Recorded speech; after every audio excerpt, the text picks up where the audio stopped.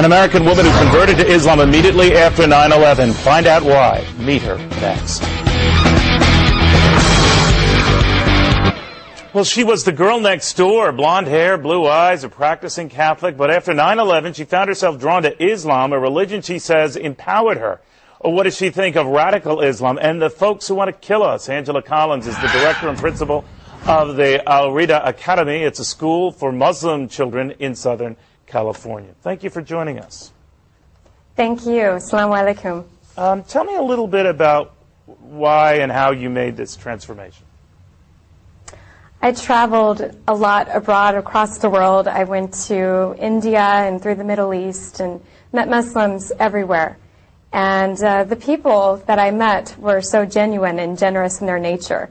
And I wanted to learn a lot more about them. So I came back to the States, I met Muslims here, and they became my friends. And then 9/11 happened, and our entire country pointed their finger. They blamed Muslims, of course.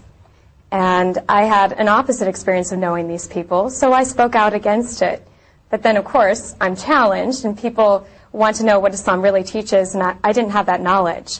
So what I did is I picked up a Quran, and I started reading, of course thinking, here's a book that discriminates against women, does not give them their equal rights, is not fair and divided. But I found exactly the opposite after reading the direct source and the direct word of God. And after that, I took my Shahada and I converted to Islam.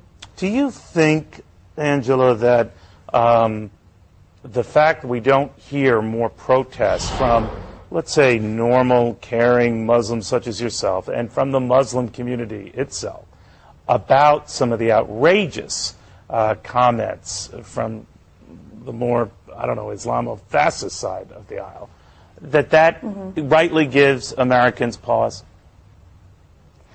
I do blame ourselves for not being out in the media more. Definitely we need to get out there. However, when we do stand in protest, for instance, in front of the federal building in Westwood, they turn off all the lights, and we get a counter-protest on the other side, and traffic builds up. Also, a lot of people immigrated from other countries. They have fear that something could happen to their status here, so it's more difficult for them to come out. But you'll see me, like other American converts, out there in the front lines, and we will absolutely communicate what our thoughts are. But I've heard as well, Angela, that many are afraid to communicate that, or afraid to criticize some of the more severe elements in the Muslim community because they're afraid of getting killed. Is that true? I haven't heard that. I think the only thing that I've heard is people are afraid of losing their status here in America. As for death, no. Although I've had my own experience where I was standing out there in a protest and a lady came out of her car. She jumped in front of my face and she pushed me.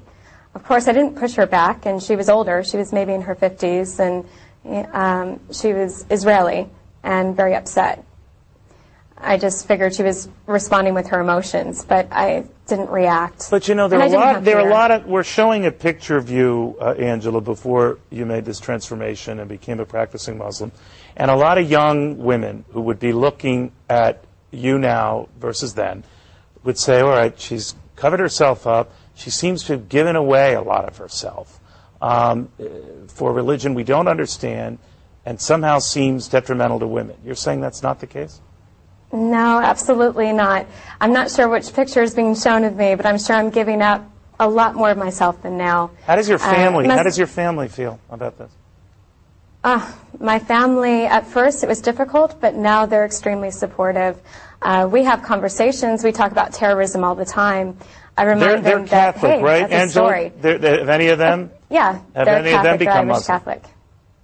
No, they haven't. Okay. No. Angela, thank you for joining us in Irvine, California. Angela Collins.